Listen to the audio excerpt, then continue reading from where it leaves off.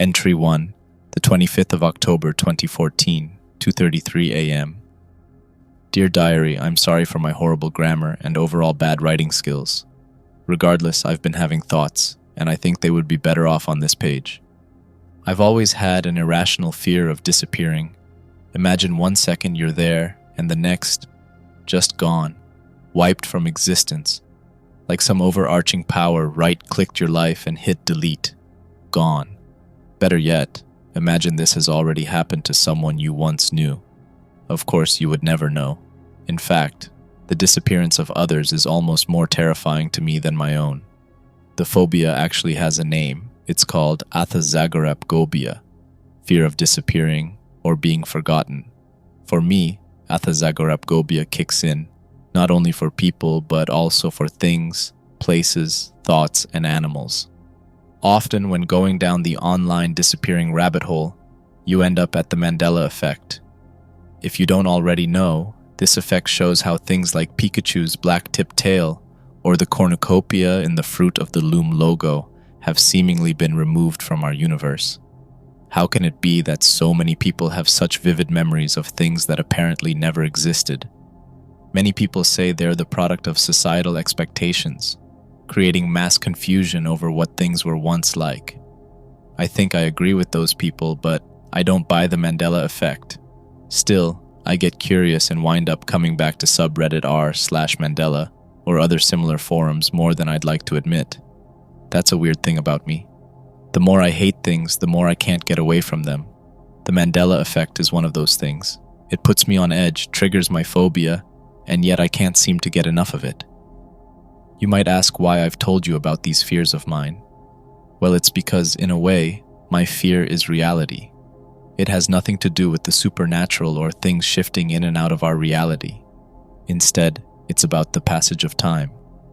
You see, my brother disappeared 5 years ago. The more time goes on, the more I notice his existence fading. Now that he's physically gone, he only continues to exist in our minds, and eventually, he will cease to exist even there. Once that happens, he will be gone, wiped from the universe's history tab. Not just him either, everyone. Everyone will cease to exist one day, first physically, and then a little while later, metaphysically. I remember first experiencing this phenomenon just after the search efforts ended. The world moved on. Things continued to change, move, and advance just without my brother. Everyone just forgot and moved on. I hate to say it, but his vanishing had little to no effect on the world. His name made a few appearances in the newspaper, and his portrait was printed on the back of some milk cartons made by a slowly dying local dairy brand. And that was it. Just like that, he became barely more than a statistic. I refused to accept that, all of that. I think you would have too. Even if it was inevitable, it's far too soon for him to be nothing more than a memory. Far, far too soon. And so naturally I started looking into his disappearance. At first through helping a detective and extracting as much information from them as I could. But now, by myself. The detective was nice enough, but as she began to hit dead ends, she slowly stopped replying to my emails and questions, and eventually, the case was closed and marked as unsolved. I don't blame her. In her eyes, the fruitless, blind hunt for clues that was this investigation wasn't worth the time. But, as for me, being a night shift security guard, I had virtually all the time in the world. When police first arrived at his apartment, he had already been gone for a while. They found a cold, stinking lasagna, a smashed glass with red wine spilt on the ground, and no signs of a break-in. This must have meant that my brother dropped his glass and then walked out the door without taking his shoes or anything. They predicted he had been gone for about a week. Around that time, there was a planned power outage. The theory was that he had dropped his glass when the power went out, then went out to inspect the power box for whatever reason, and during that time was kidnapped, smoothly, without trace. For what reason, and by whom, nobody knew. They went through all his emails and contacts as well as his history, and found no evidence of him having made an enemy or anything of the sort. There was no evidence that the electricians at the outage had done anything malicious, and no witnesses of any suspicious behavior. For a long time, I was certain it was something to do with the electricians. I mean, they were the only ones out at the time. But there really was nothing. Security footage from a nearby traffic camera showed them repairing the power box and then driving off. To this day, I sit in my empty security room trying to piece together a story. Now, me not being a detective and all makes this task incredibly difficult. Honestly, I've never really found any solid clues of where he went, but for me, that itself has always been the biggest clue. I always remember something the detective said back when she was first assigned the case. This case isn't normal. We can't waste our time looking for the normal. So I've looked at abnormal possibilities. I started looking at online paranormal forums. It was dumb, but it seemed like the most obvious place to start. I went off searching the depths of Reddit for people who might know something. I only ever found people trying to convince me a demon had taken him, or he had glitched out of reality. Really, I don't know what I was expecting. It didn't take long before I realized that approach was useless. Since that realization, I really haven't had much to go on. Since then, I have looked into human trafficking, hitmen, government assassinations. Maybe he saw something he wasn't supposed to see? I don't know. Nothing seems to line up with my brother's case. Still, I'm determined to find out what happened. I will continue this diary when I have time. Anyway, it's 3 a.m. now, and I have to do a round at the mall I'm working at. I think I saw something move on one of my cameras. Bye. Entry 2, January 11th, 2014, 1:28 a.m. Hello again. It's been a little while. Some interesting things have happened since my first entry. Later that morning, after I'd written my entry, I had to deal with a homeless man trying to break into the mall. When I confronted him in the parking lot, he was trying to smash a store window by ramming it with his head. I told him he had to leave. He got hostile, tried to smash a beer bottle over my head. I managed to weave the swing and decided to call the police. Luckily, the station is just across the road, so they came almost instantly. However, the man didn't go down without a fight. The guy swung the bottle, catching one of the officers in the face, then took off toward a window before literally diving headfirst through the shop window, taking out a couple mannequins as he went through. Very impressive acrobatic skills, if you ask me. Somehow, the officer got away with a small scrape across his cheek. However, the homeless guy didn't look so good. They apprehended him and called for an ambulance. After some more struggling and shouting, a first responder arrived who confirmed the man needed to be taken to hospital as a result of the dolphin dive through the window. A younger medic, probably a rookie, was also there to help haul the man onto a stretcher and into the back of the ambulance. One of the officers thanked me and reassured me I could call any time if I was having trouble removing intruders. I had to file an incident report and the property damage, which gave me something to do. I felt bad for the guy, honestly. I mean, what circumstances could bring a man to that state? He was surprisingly agile. I mean, dolphin diving through a window is no small feat. I think he might be the result of a failed Olympic athlete who's taken far too many drugs. You'd be surprised how many of those kinds of incidents I have to deal with.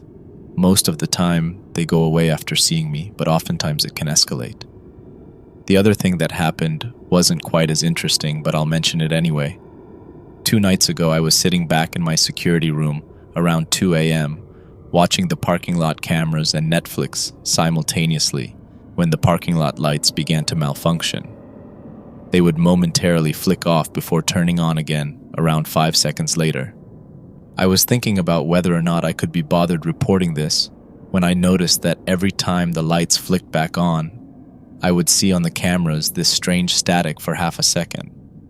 It wasn't like normal static. I can't put into words exactly what I saw.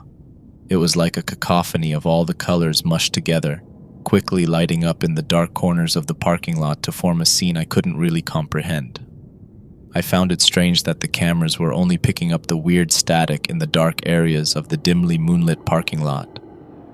I chalked it up to electrical malfunctions or something to do with the camera exposure, then reported the incident. Last night, my boss told me he had told the property manager about the issue. An electrician had come in but couldn't find anything wrong. It happened again last night, strangely enough. around the same time.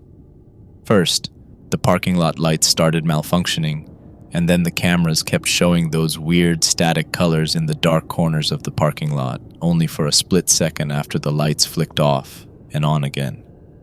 I logged it again, the electrician came in again, and once again found nothing wrong with any of the electrics. It's probably nothing, but still, it unsettles me. I went through some old texts from my brother. Not sure why, I've done it 100 times already. I guess I'm still hoping that after all these years, I've missed some crucial detail that might give me some insight into what happened the night he disappeared. I never find anything. The last few messages we exchanged were about inviting some of our friends on a camping trip, like the good old times, was the last thing he ever told me. So much for those. As kids, we used to go out into the woods and camp with our friends. We would sit around campfires, drinking beers, sharing a cigarette while laughing, talking about girls and how stupid school was.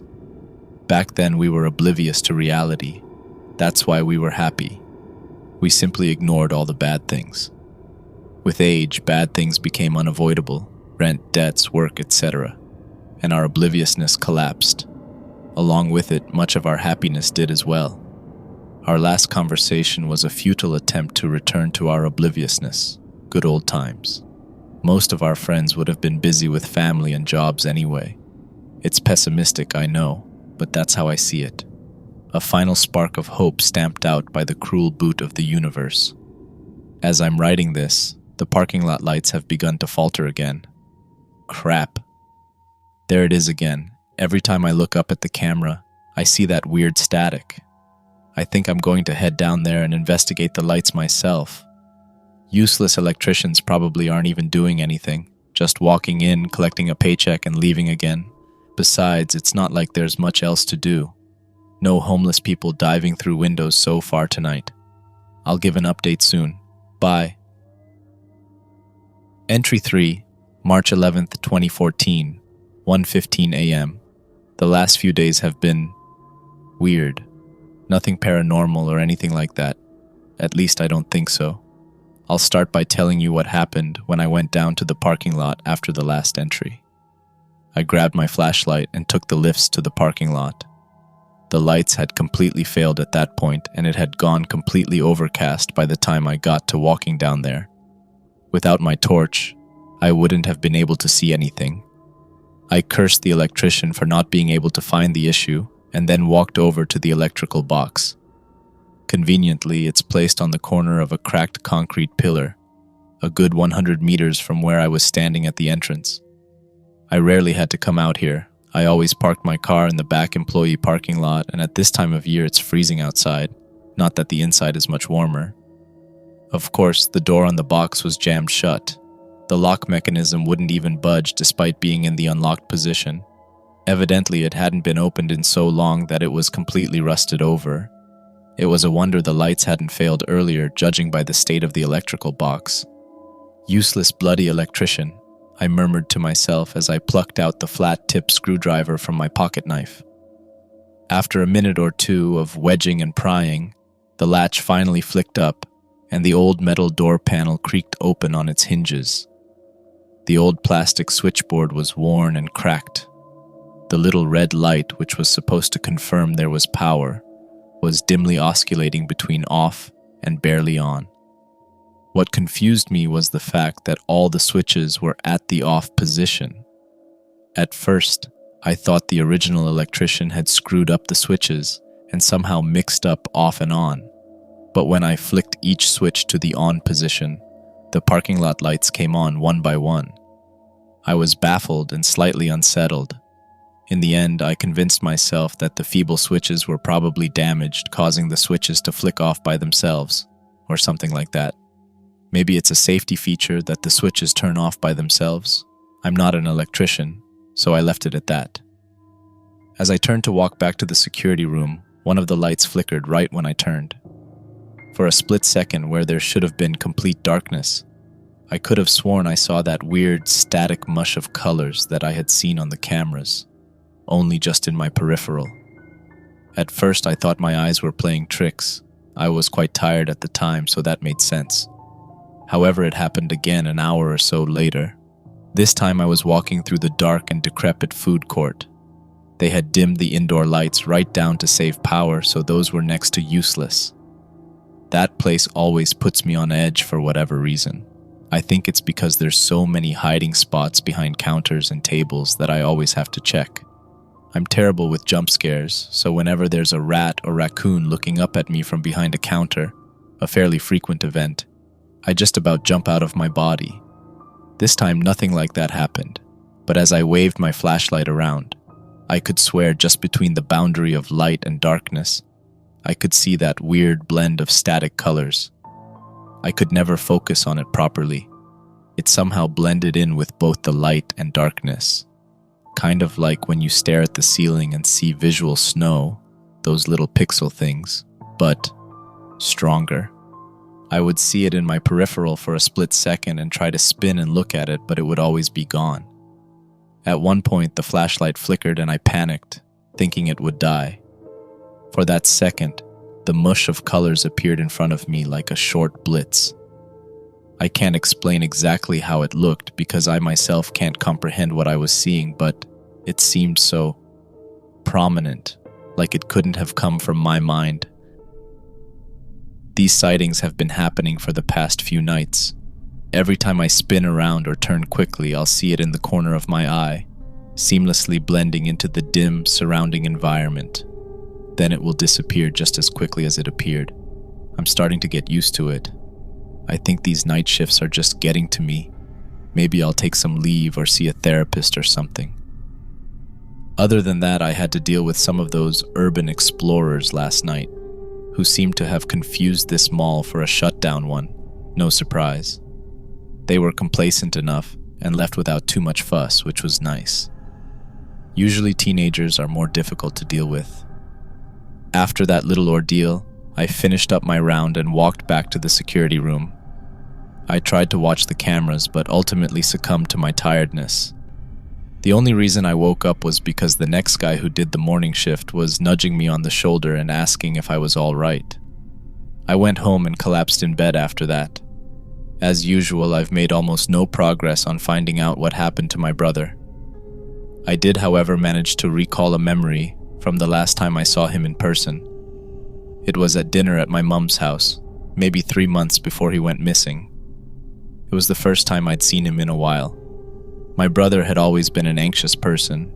He dealt with a lot of social anxiety and probably depression, and so at this dinner, when I noticed him glancing around as if he were nervous, I passed it off as his anxiety and chose not to confront him.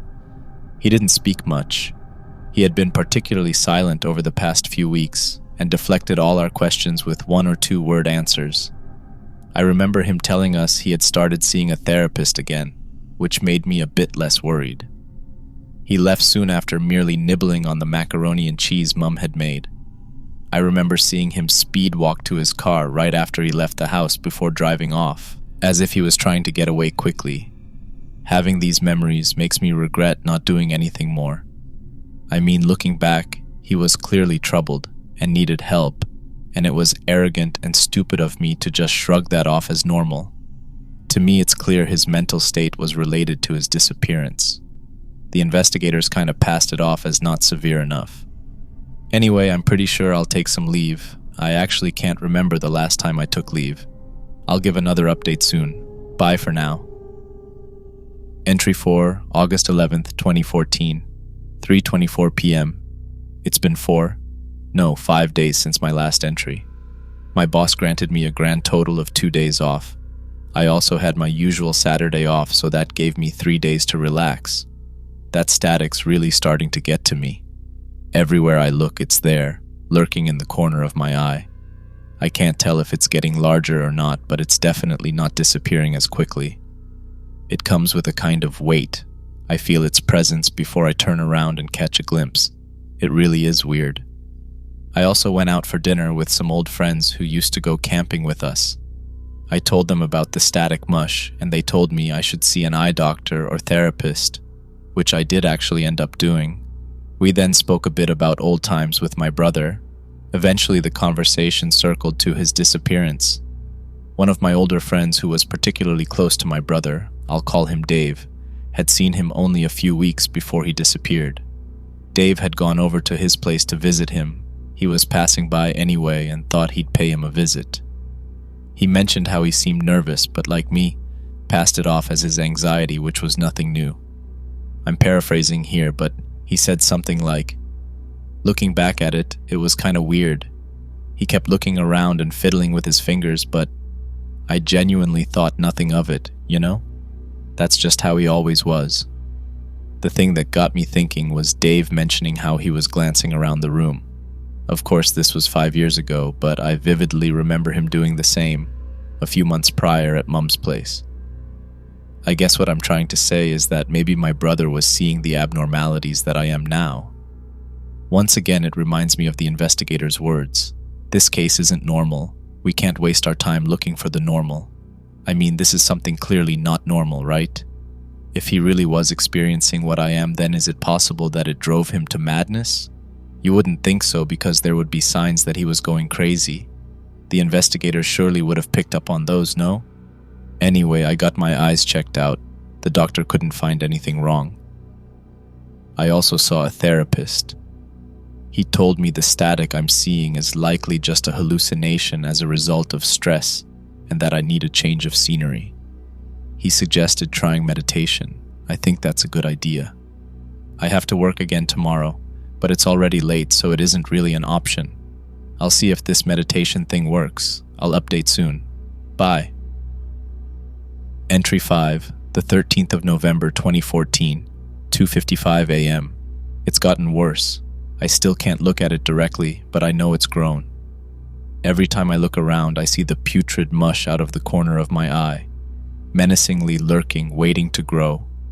They bring this horrible, dizzy feeling that makes me feel like I'm walking at an angle.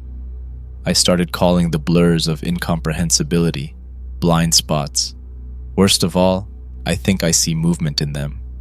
Just last night, I was patrolling down a hall of old, mostly closed stores when I saw it again, like a hole in reality. It disappeared after 2 or so seconds, but I swear a humanoid blur disturbed the otherwise still image.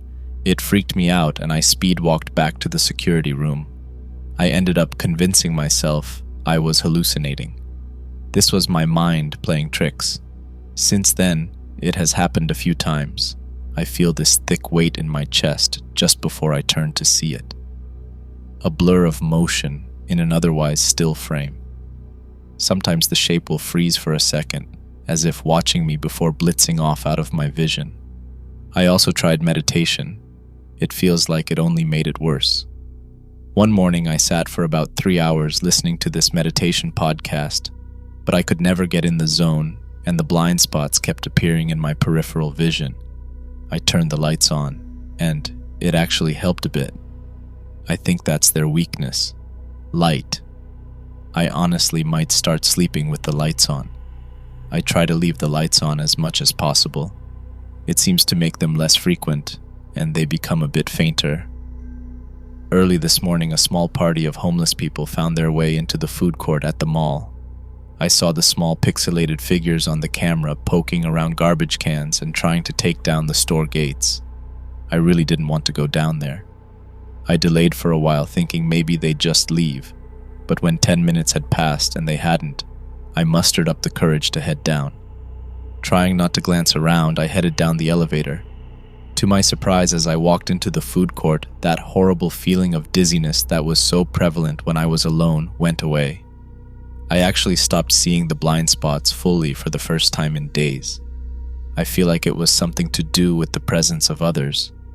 In fact, I almost didn't want to shoo the homeless people away. In the end, I did. They were fairly complacent and left after a few insults and remarks about the mall being a public place. I made sure to lock the emergency entrance I suspected they had come in through. As I did so, the feeling returned. Sure enough, when I turned around, I started seeing them again. When I thought I saw another bit of movement in the blind spot, I took off running back to the security room. That was dumb, because I tripped on my shoelace and went flying into a table. I got back up, calmed myself down, and did a fast walk back. After that, the atmosphere that the blind spots seemed to bring with them was back in full swing.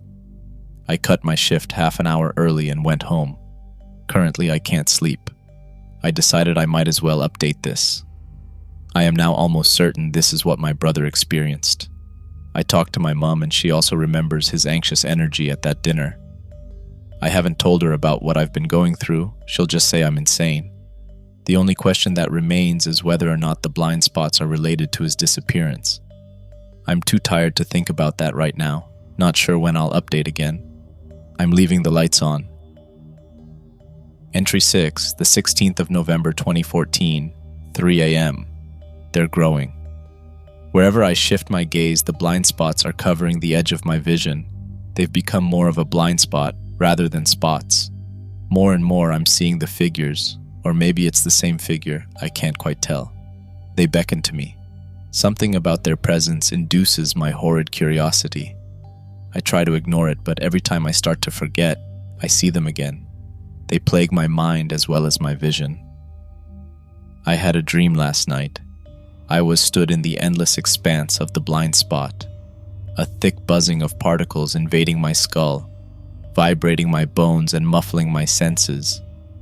The only thing I could make out was a distant view of a bedroom in front of me. My bedroom, like a picture frame, with the edges melting seamlessly into the abyss. In the bed lay a figure, me. I watched myself for the longest time. Then I turned in my sleep, shook, then sat bolt upright. Slowly I tilted my head toward where I was watching. In an instant, it was gone. A bright flash overtook my view, and before I knew it, I was sitting upright in my bed, head turned toward where I had been in the dream. For the longest time, I just stayed frozen, staring at the wall next to my bed, as if I was going to see a blind spot appear, with a distorted version of myself staring back at me. It didn't. Next thing, I was pulling out my computer. I made a post online about what's been happening on a few different forums. Within a few hours, I got at least 10 different responses. Of course, most of the responses attributed the symptoms to partial blindness and hallucinations. However, one user by the name of CrazySloth_003 suggested the double slit experiment could explain my recent experiences. Crazy Sloth basically said whatever these blind spots are, they want to be just that, blind spots. They disappear as soon as you see them. The double slit experiment shows how light particles can behave seemingly unpredictably when not being in direct line of sight, or, as Google puts it, the double slit experiment demonstrates, with unparalleled strangeness, that particles of matter can behave erratically and suggests that the very act of observing a particle has a dramatic effect on its behavior. Crazy Sloth basically suggested that for one reason or another, I'm able to see particles before they arrange themselves into how they should be.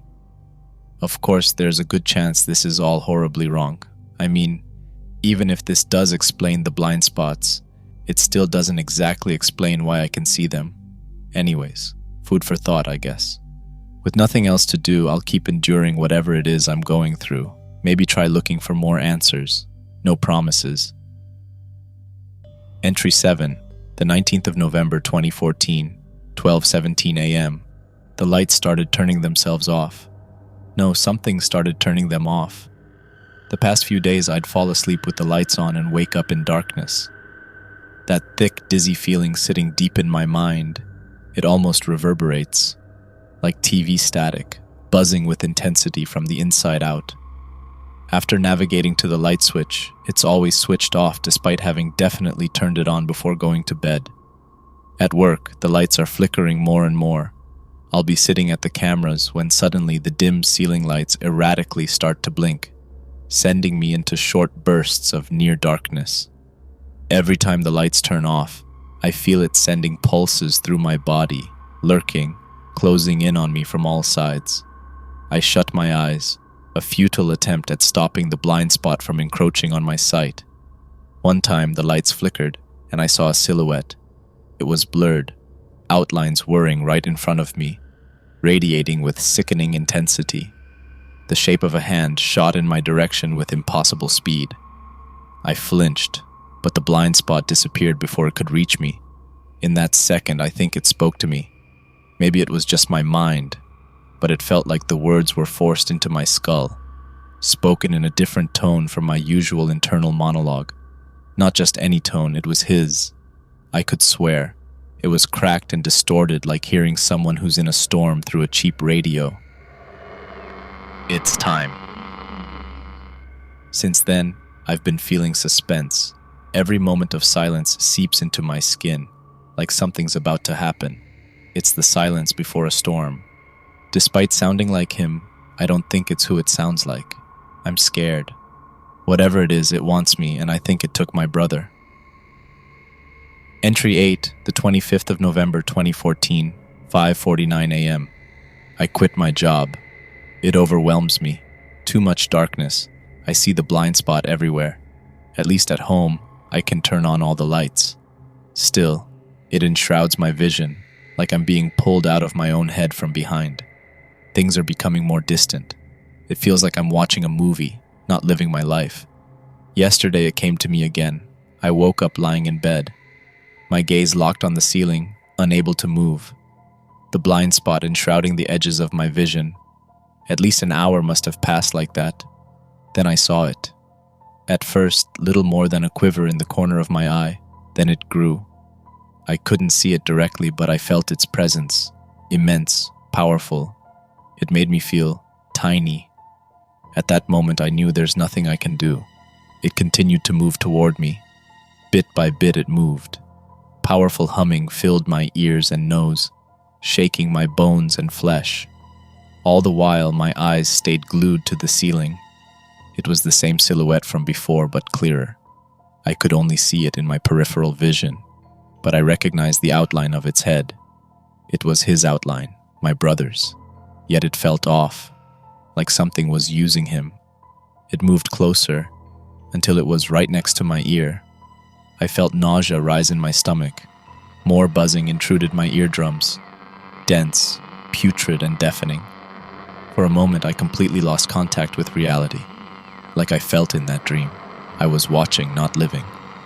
Then it whispered to me, "You're mine." Like before, it spoke through his voice, but it's not him. He wouldn't say that. In an instant, I came back to my senses. Violently shoved back into reality, I spent the whole day lying in bed. I thought I'd complete one last entry. Now I feel it again. I sense its presence, its hunger. My brother wasn't enough.